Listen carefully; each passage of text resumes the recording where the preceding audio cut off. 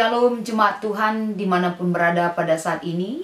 Sebelum saya sampaikan sebagai renungan firman Tuhan pada hari ini kepada kita semua, saya rindu untuk mengajak saudara-saudara semua untuk bersatu di dalam doa. Kita berdoa. Terima kasih Bapa yang baik, pengorbanan dan kasih setiamu yang kau berikan bagi kami, menjadikan kami anak-anakmu dapat menikmati kehidupan sebagaimana Tuhan berikan sukacita, kekuatan, kesehatan di dalam tubuh, roh, dan jiwa kami. Pada saat ini Bapa, kami akan meluangkan waktu kami mempersiapkan diri kami, agar senantiasa kehidupan kami diisi oleh kebenaran firman-Mu.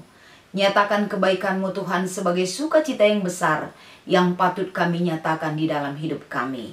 Di dalam nama Yesus kami mengucap syukur dan berdoa bagi-Mu. Terima kasih Tuhan. Amin. Bapak Ibu yang terkasih di dalam nama Tuhan Yesus, pada hari ini sebagai renungan kita yang diambil di dalam kitab 2 Timotius pasal yang kedua dimulai dari ayat 1 sampai dengan ayat 5, kami akan membacakan firman Tuhan tersebut pada kita semua. Demikian firman Tuhan. Panggilan untuk ikut menderita.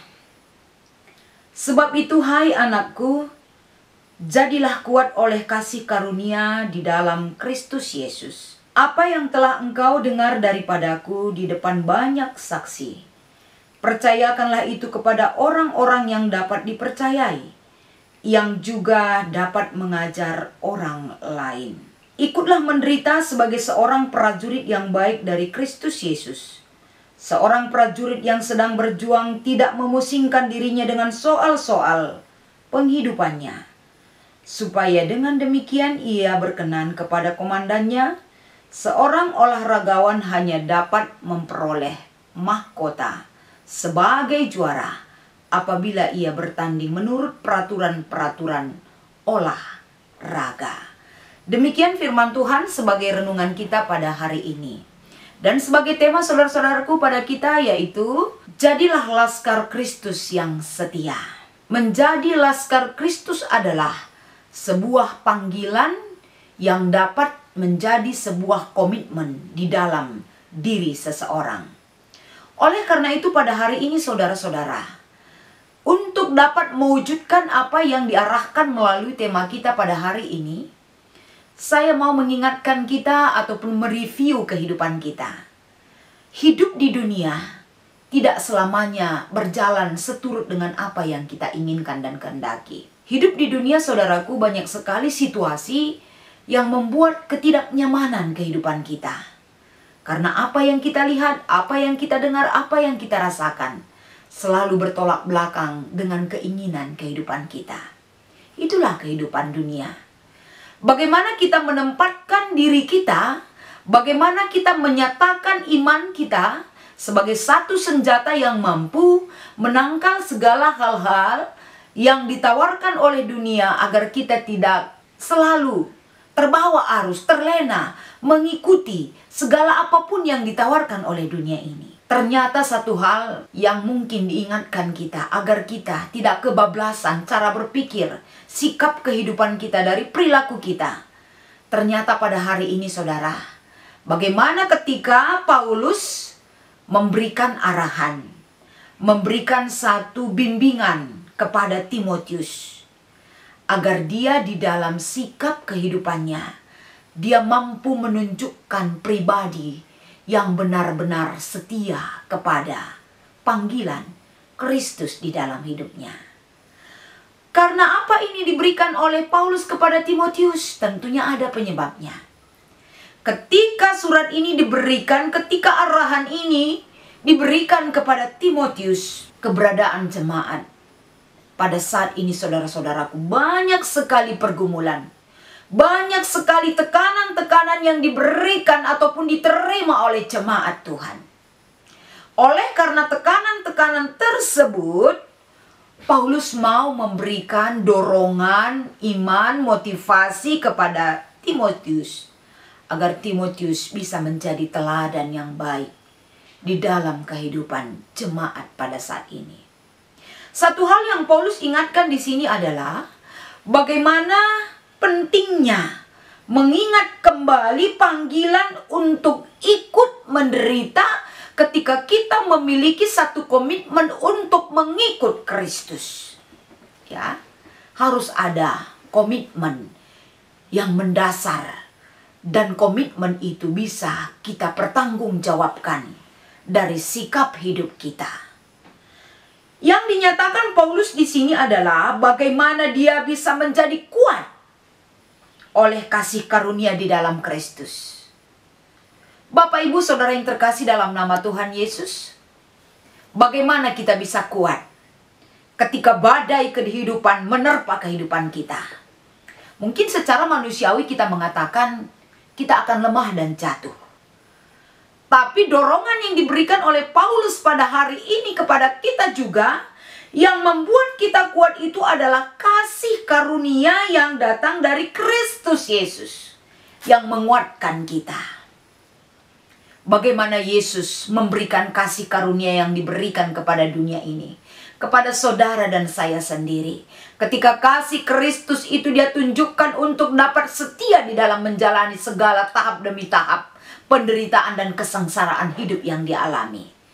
Tapi karena kasihnya begitu besar kepada dunia ini, sehingga kasih itulah mengalahkan segala penderitaan dan hal-hal yang menyakitkan bagi kehidupannya. Itulah yang menjadi kekuatan kita. Karena kasih karunia Kristus itu sudah berakar dan menguasai seluruh kehidupan kita. Oleh karena itu, satu hal yang perlu kita ingat berdasarkan firman Tuhan tersebut adalah menjadi laskar Kristus yang setia itu, kita harus memiliki kekuatan. Kekuatan itu bersumber bukan dari dalam diri kita, tapi bersumber dari kasih karunia Kristus kepada kehidupan kita. Dan yang kedua yang menjadi renungan kita pada hari ini, saudara-saudara, bagaimana kita bisa memakai alat ataupun seluruh fasilitas yang ada di dalam tubuh kita yang sudah Tuhan pakai. Baik itu dari alat pendengaran kita, baik itu dari penglihatan kita dan perasaan kita, bahkan seluruh hidup kita. Kita sudah pernah mendengar dan dididik untuk dapat menyatakan dan menerima akan kebenaran daripada Injil itu sendiri. Sehingga apapun yang dinyatakan oleh kuasa Tuhan bagi kehidupan kita, kita imani. Dan kita bisa juga menjadi saksi bagi orang lain. Untuk menjadi saksi terhadap orang lain tersebutlah ternyata diminta, dituntut di dalam diri kita. Kita menjadi saksi itu bukan gampang. Kita menjadi saksi Kristus bagi dunia ini harus ternyata ada keberanian dan ada pilihan yang harus kita tentukan di dalam kehidupan kita. Pilihan maksudnya di sini, saudara-saudara, bagaimana kita dituntut sebagai seorang prajurit yang sedang berjuang. Dia meninggalkan keluarganya, dia meninggalkan kemewahan dunia, dia meninggalkan hal-hal yang mungkin tidak patut untuk dipikirkan ketika berjuang untuk meraih kemenangan. Karena musuh-musuh ada di depannya. Berarti dia fokus terhadap tugas seorang prajurit di dalam medan perjuangan. Bagaimana kita bisa fokus? Tidak memikirkan masalah-masalah kemewahan dunia. Tidak memikirkan harkat dan martabat diri kita. Tidak memikirkan hal-hal yang dunia membuat kita tidak fokus dalam panggilan kita sebagai saksi ataupun laskar Kristus. Pada hari ini, Paulus mengingatkan Timotius dan mengingatkan kita kembali. Bagaimana seorang prajurit yang sedang setia terhadap komandan yang menugaskan dia. Dia fokus terhadap perjuangan tersebut. Agar senantiasa dia juga tidak bahaya. Dia bisa menjalankan tugasnya dengan baik. Itu adalah butuh pilihan yang tepat. Tanpa pikiran dikuasai oleh hal-hal yang membuat tidak konsentrasi kehidupannya. Demikianlah seorang prajurit yang dituntut untuk setia dalam menjalankan tugasnya di dalam medan pertempuran, peperangan untuk melawan musuh-musuhnya. Demikianlah seorang prajurit yang dinyatakan oleh Paulus terhadap Timotius. Dia tidak bisa memusingkan dirinya dengan masalah-masalah yang terjadi di dalam kehidupan pribadinya. Karena apa? Karena memang betul-betul pikiran yang jernih dan kesetiaan dan mengikutkan pilihan yang sudah dia berikan harus memang melekat dalam jiwa seorang prajurit. Karena pikiran-pikiran yang kacau membuat penglihatan pikiran ke depan tidak bisa fokus. Begitulah ternyata laskar-laskar Kristus yang setia. Bagaimana mereka tidak pusing dengan situasi-situasi yang membelenggu kehidupan mereka. Karena apa? Kesetiaan mereka terhadap panggilan Kristus yang harus mereka nyatakan. Demikian juga berikutnya Paulus menyatakan bagaimana seorang olahragawan dapat memperoleh mahkota kemenangan karena dia ikut di dalam aturan-aturan apa yang sudah ditetapkan di dalam pertandingan. Sang juara harus betul-betul disiplin. Sang juara harus betul-betul fokus. Sang juara harus bisa membagi pikirannya. Sang juara harus mengerti bagaimana aturan-aturan pertandingan untuk melawan musuh yang ada di depannya. Seorang laskar Kristus yang setia juga demikian. Yang dinyatakan ataupun yang dinamakan jadilah laskar Kristus yang setia, berarti laskar ini melibatkan banyak orang. Bukan hanya seorang diri, Timotius bisa untuk menunjukkan kesetiaan untuk kuat di dalam pergumulan yang begitu berat yang dihadapi. Tapi orang-orang yang dia bawa, orang-orang yang dia ajarkan, orang-orang yang mendengarkan seruannya harus dibawa untuk setia, kuat, fokus, dan harus bisa memilah-milah mana yang harus ditinggalkan, mana yang harus diikutkan di dalam kehidupannya. Laskar itu adalah satu kumpulan orang yang bisa mereka tunjukkan di dalam kehidupan mereka bahwa mereka itu betul-betul laskar Kristus yang setia, menunjukkan tugas panggilannya di dalam menyatakan Injil kebenaran Kristus itu sendiri bagi kita. Dan laskar Kristus itu juga, saudaraku, harus merespon tugas panggilannya itu dengan sepenuh hati. Bagaimana laskar Kristus yang setia itu dapat menyerahkan dirinya untuk dipakai menyatakan kebenaran Injil di dalam kehidupannya. Apapun yang terjadi yang menggoncang kehidupannya, saudara-saudaraku, kesetiaan itu tetap tergugah, tertanam di dalam dirinya. Sehingga apapun yang terjadi, dia selalu memiliki komitmen yang pas di hadapan Tuhan.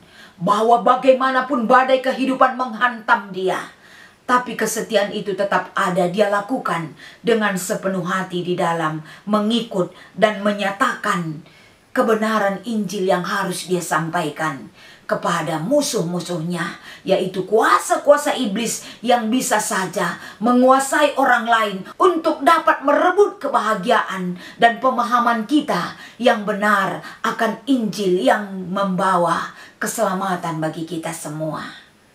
Pada hari ini, saudara-saudara yang terkasih di dalam nama Tuhan Yesus Kristus, agar senantiasa melalui lawatan firman yang kami sampaikan sebagai renungan kita pada hari ini, mengingatkan kita, saat ini kehidupan kita berjuang. Bagaimana agar keegoisan seorang manusia, bagaimana ketika kita haus akan pujian orang lain, bagaimana ketika kita haus akan dukungan orang lain, bagaimana kita haus akan kekayaan dunia, jabatan dan lain sebagainya.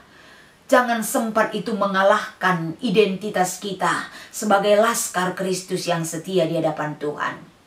Kita tidak disalahkan untuk berjuang, mencari sesuatu hal yang berguna bagi kehidupan kita.